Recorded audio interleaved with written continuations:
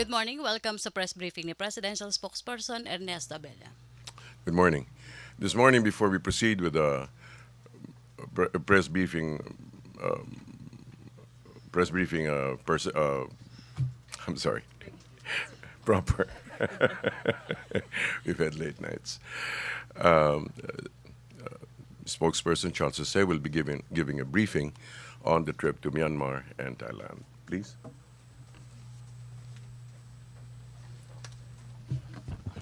Thank you, and good morning to everyone.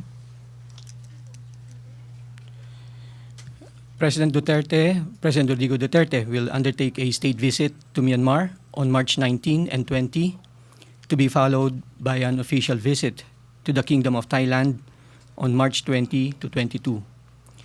These visits are part of the President's introductory visits to countries in Southeast Asia.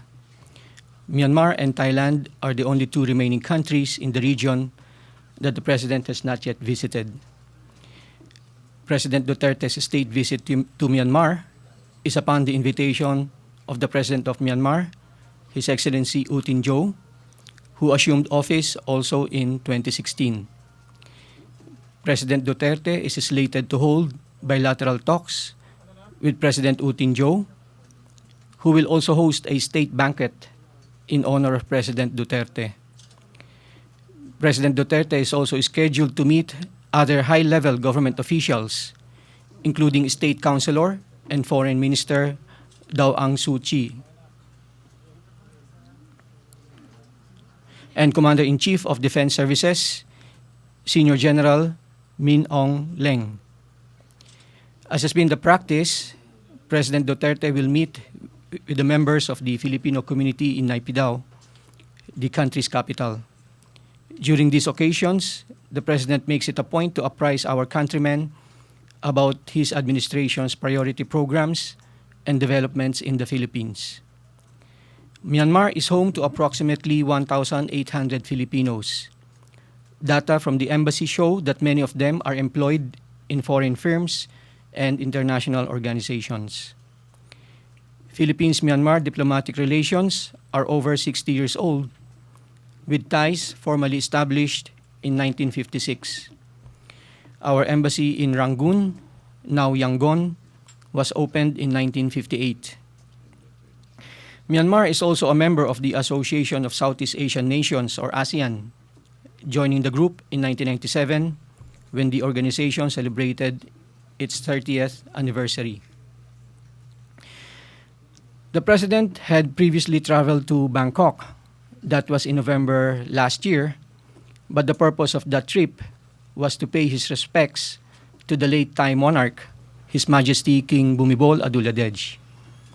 In this coming trip to Thailand, the President and Thai Prime Minister General Prayut Chan-o-cha are scheduled to hold a bilateral meeting where they are expected to discuss issues of mutual concern, including political, economic, agriculture, energy, education, and defense cooperation.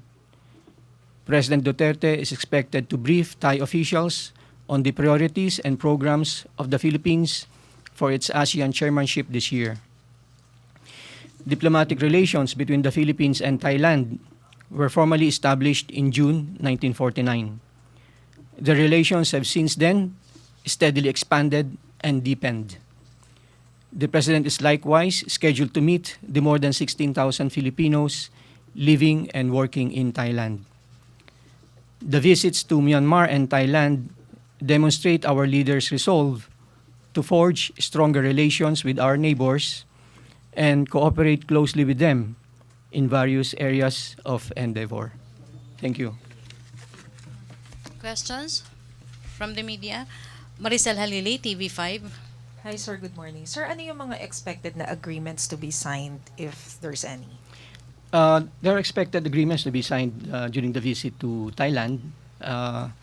Mostly they will be in the areas of agriculture, in science and technology, energy, and I think education. But these agreements are still being finalized. Questions? Pia Ranyada, Rappler. Sir, sorry, just to clarify, the president will meet with Aung San Suu Kyi in Myanmar? Yes, that's right. What will they talk about? Kaya, Well, they will also discuss issues of mutual concern on political cooperation, on economic cooperation, and as well as capacity building.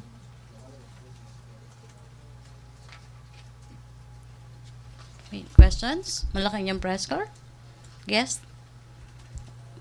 Danot? GMA 7. Sir, sa Myanmar, just to ask as well, ano yung mga expected agreements to be signed between the president and Myanmar? In Myanmar, there are no agreements that are expected to be signed, no? Only in the visit to Thailand.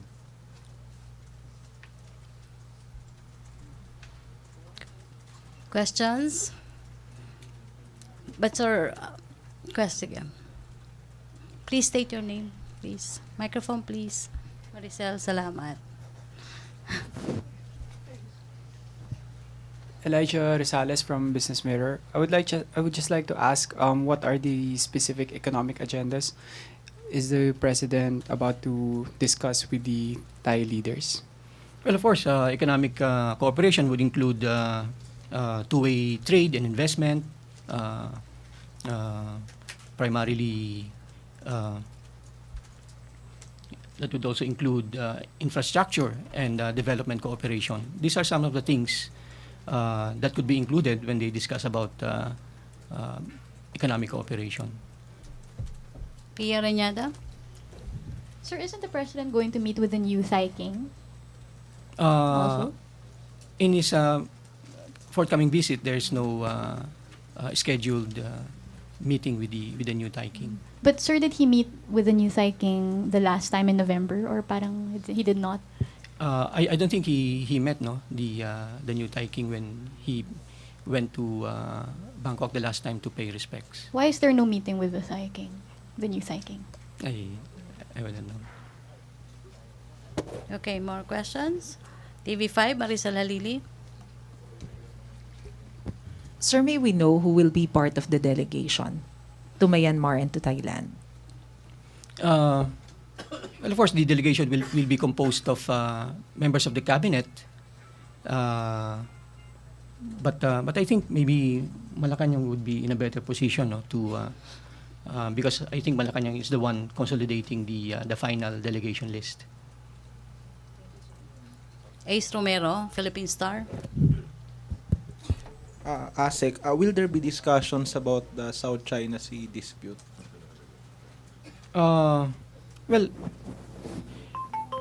because during the visits, this will be leaders who will be talking, and there are no set agenda items. Leaders are free to raise any question that they would like to raise. Of course, we are not ruling in or ruling out discussion on the South China Sea, but if ever this will be discussed, I think it will be in the context of reaffirming our position, especially ASEAN's position on our desire, primarily for the full and effective implementation of the 2002 DOC and for the early conclusion of the negotiations for the COC. And on the part of the Philippines, I think it will be a reiteration of our commitment to the peaceful resolution of disputes and for the our adherence to the rule of law. But is the topic included in the president's agenda, or will he raise the issue? Like I said, no, we are not ruling in or ruling out any agenda that either leader would like to raise. Thank you, ASEC. Okay. Rosalie, COS, UNTV. Sir, other topic po. Can we get details on the visit of the Vice Premier of China? May details po ba kayo? Ano po ang information?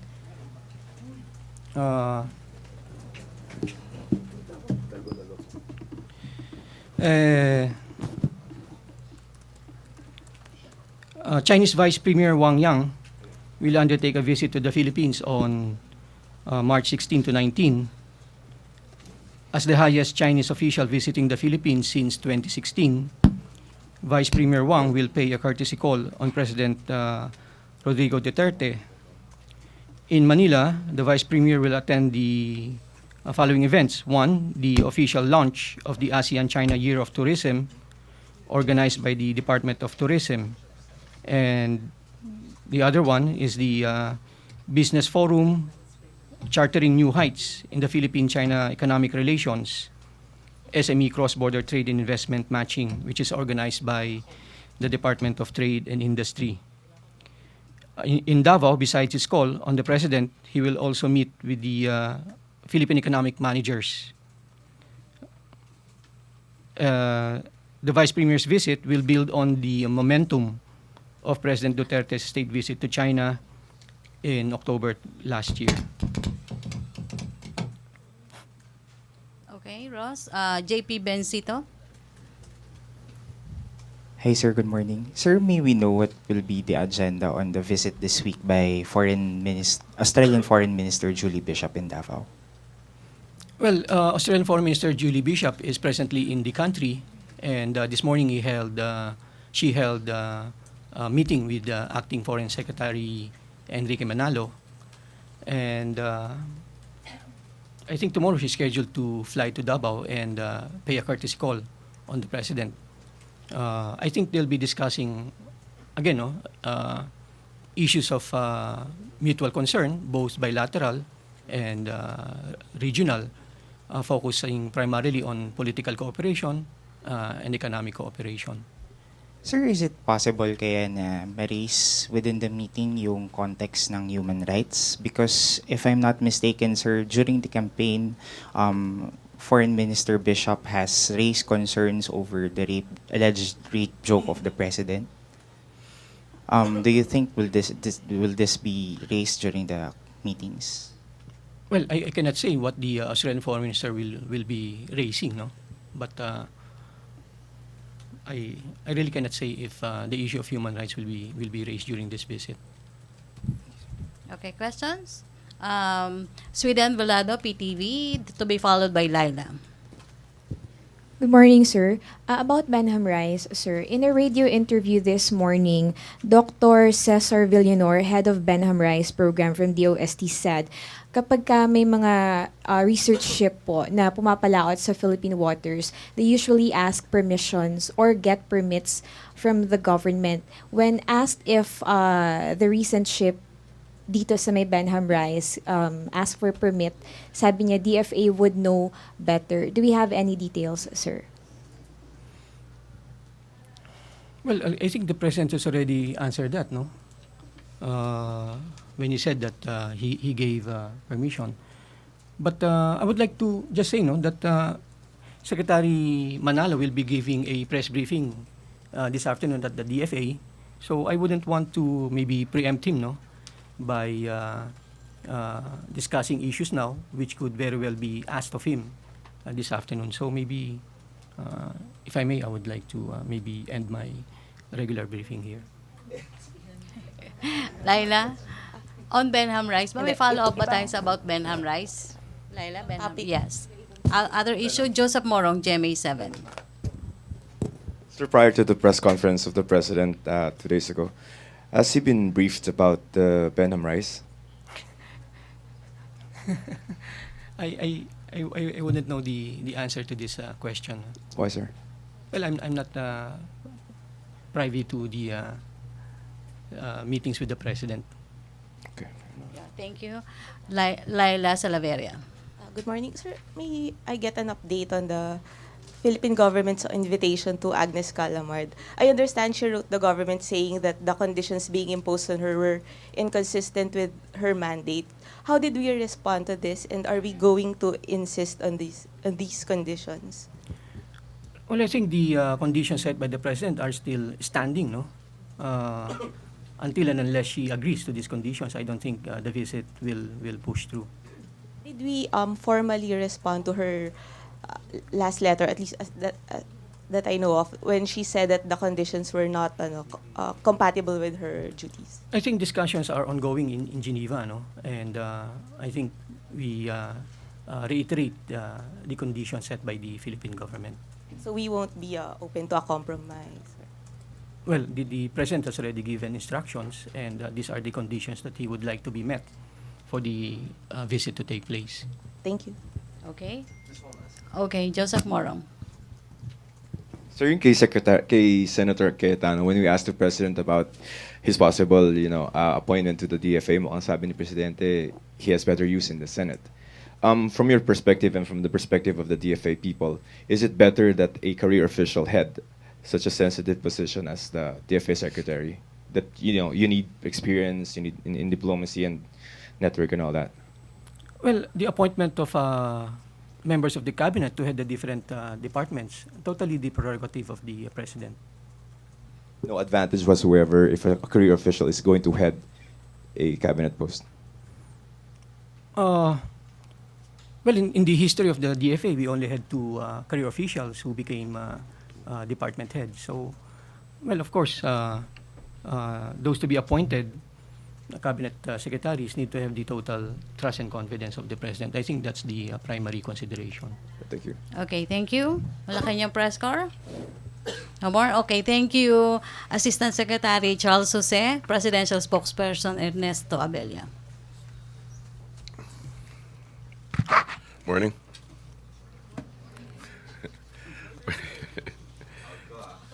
Okay. Anyway, we have a few items to update you on.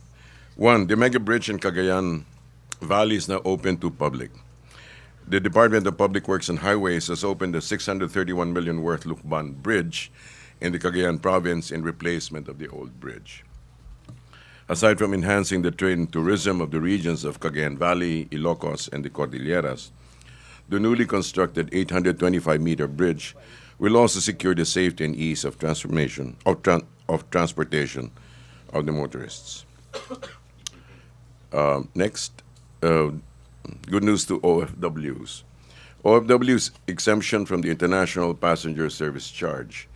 The MIAA, Manila International Airport Authority, has already signed a memorandum of agreement together with the representatives of air carriers. The MOA will remove the International Passenger Service Charge or terminal fee of 550 pesos for overseas Filipino workers effective 30th of April. Also, Bohol farmers have received their CLOAs. The Department of Agrarian Reform has given certificates of land ownership totaling 41,204 hectares in Hagna, Alicia, and Gatigbian, Bohol, to 44 farmer beneficiaries. In addition, land acquisition and distribution, LAD in Bohol, has already reached an accomplishment rate of 97%, according to Provincial Agrarian Reform Program Officer Grace B. Fua. Lastly, personal remittances have increased by 8.5% in January 2017, an 8.5% year-on-year increase for January in personal remittances from overseas Filipinos have amounted to $2.4 billion. Bangko Sentral ng Pilipinas Governor Amando Tatanco explained that the 13.5% growth in transfers from land-based workers with work contracts of 1 year or more contributes to the increase in personal remittances. At the same time, cash remittances of overseas Filipinos also grew by 8.6% in January, amounting to $2 billion. We're open to a few questions. May questions? Follow-ups sa statement? Other issues? TV5, Maricel Halili.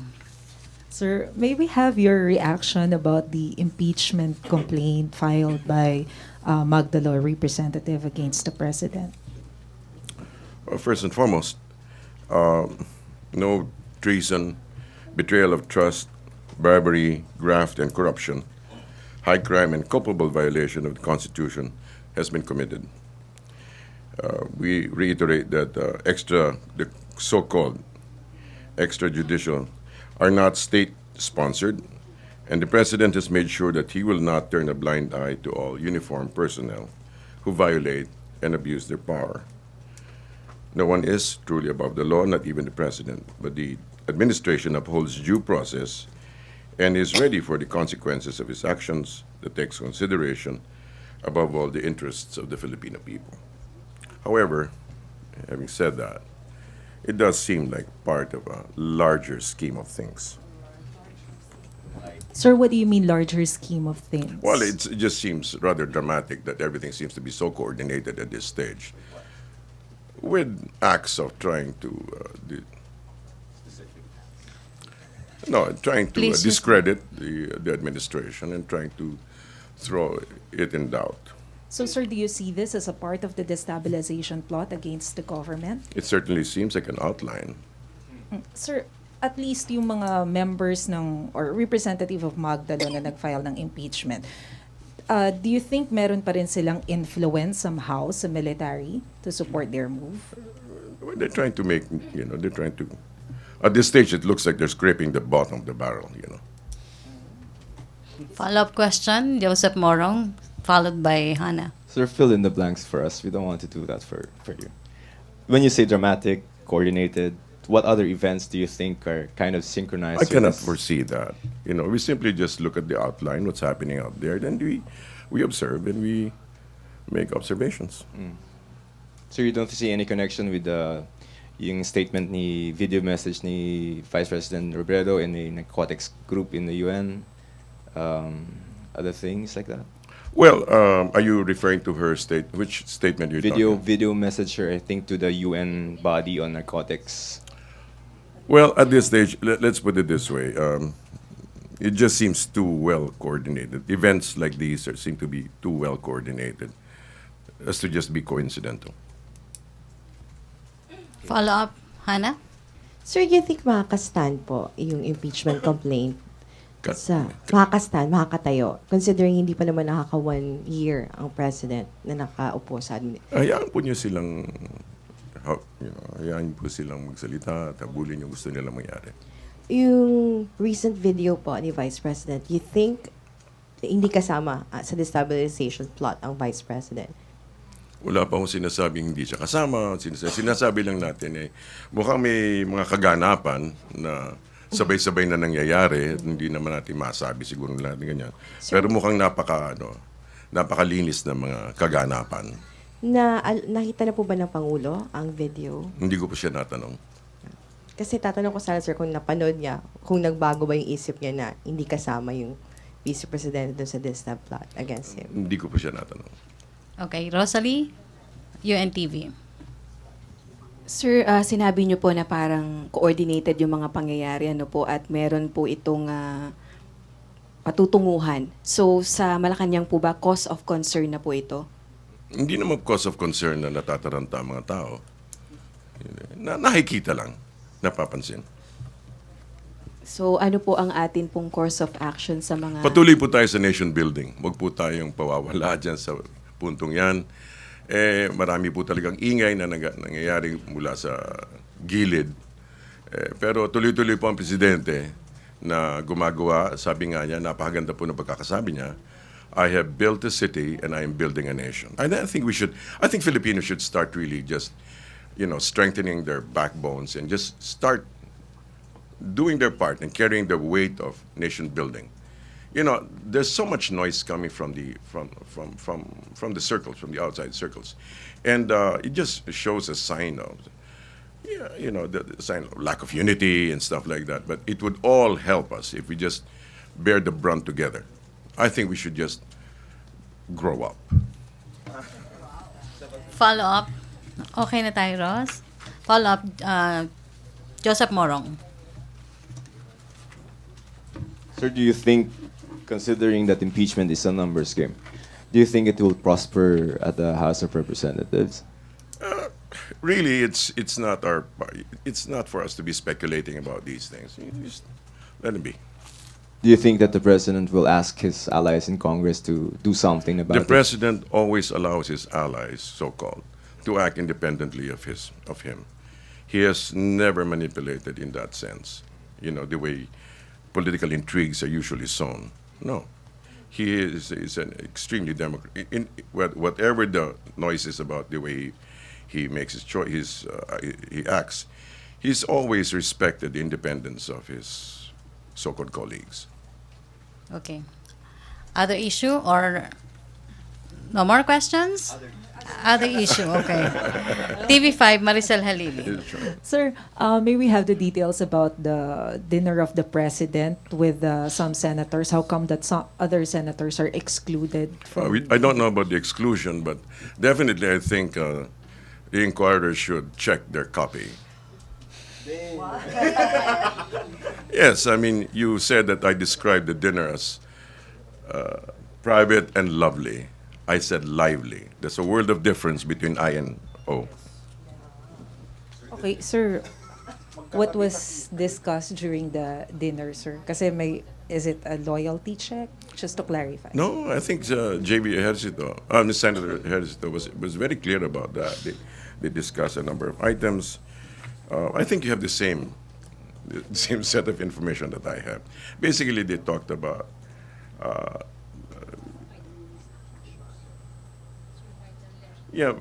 legislative issues. There was nothing. It was not called in order to find out, like you said, loyalty check. It was updating. Here's a microphone. Question, Hannah. Sir, updating of what po? You said updating, not loyalty check. Hold on. It's not a law. It was basically updating legislative issues, whatever they're discussing. Speaking of No. The exchange views on vital legislative agenda currently pending in the Senate. Among the pending bills they discussed were emergency powers to solve the traffic problem in Metro Manila, the proposed comprehensive tax reform package, seeking to realign the revenue collection of the government, and to boost the available income of the taxpayers while guaranteeing the healthy operation of the government and the country's inclusive development programs. Sir, yung death penalty nila discussed during sa meeting? As far as I know, they didn't talk about it. Okay. MPC, okay na? Other issue, Joseph Moro. Yes, sir. Sir, yung pong kahapon na tanong ko. Yung When ulit the president said that there were no incursions and that there was an agreement to allow China to conduct research activities, what area was he referring to? Was it the Benham or the West Philippine Sea? That I cannot answer. There was no specific reference to that. But for all it's worth, it was not a formally written agreement, was it? It was a verbal. Well, that would be speculation if I said so. But basically, they just talked about. They were not talking about. The president was still very, very careful that he were protecting our sovereign rights over the extended continent. Benham, yes. So, safe to say, sir, talaga na he was referring to, when he said that he gave the permission, he was referring to the Benham rice. As far as we see from the, it was not named, but as far as the way it was described, yes. Okay, so then we have a little problem because the DND and the DFA did not know about the agreements of the president. And why is that so? Okay, let me just check. It was not in disagreement, but they were simply referring to separate things. Hold on.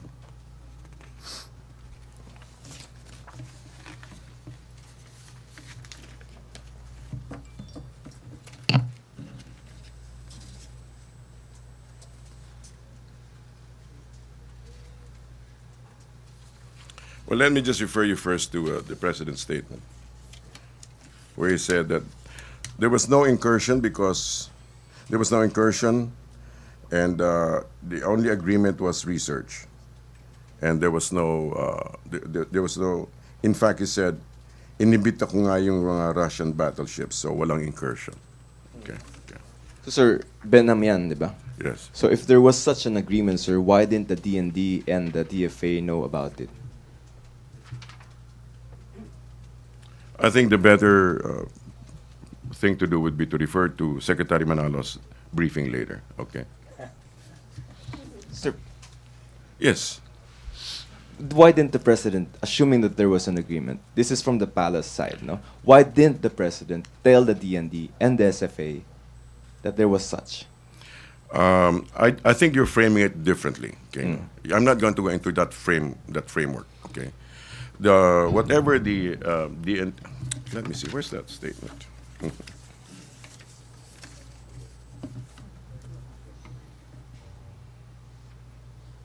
Hold on.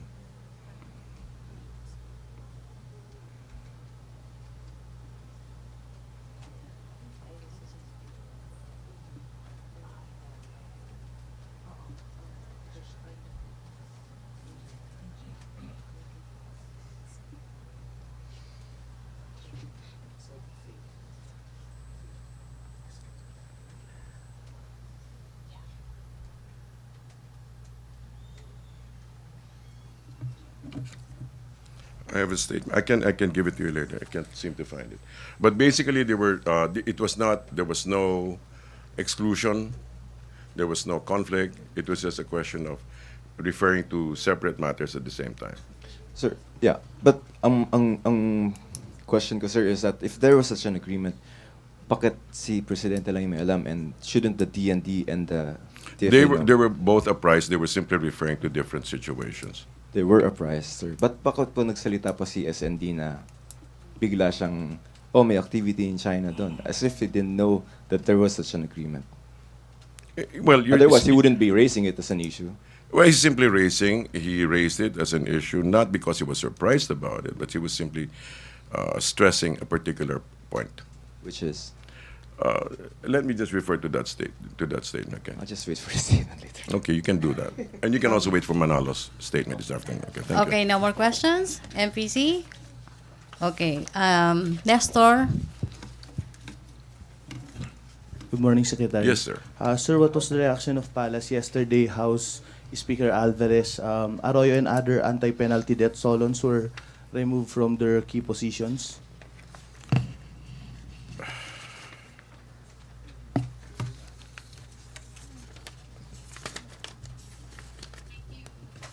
Hold on.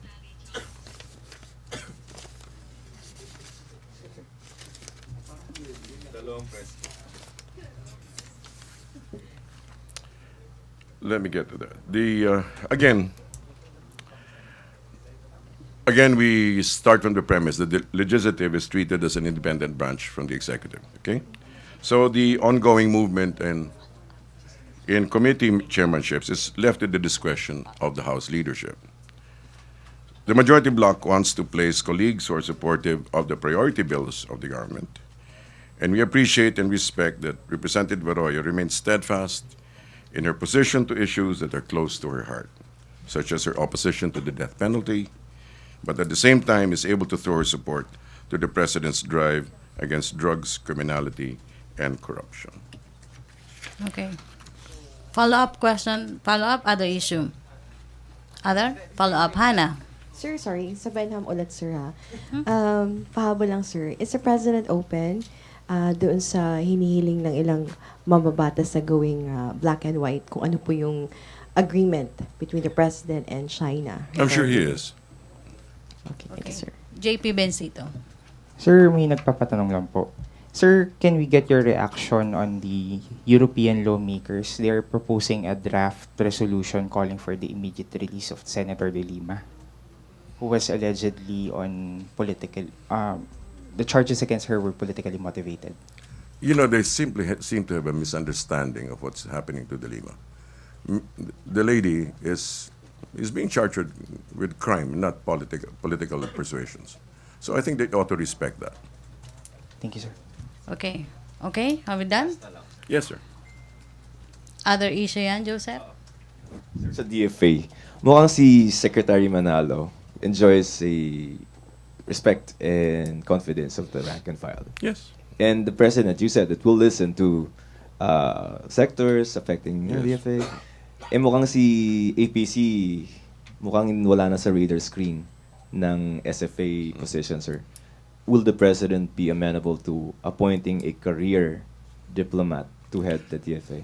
Well, the President makes his own decisions. It doesn't have to have any reference to Senator Cayetano or anything like that. But he's a pragmatist. He's a realist. Okay.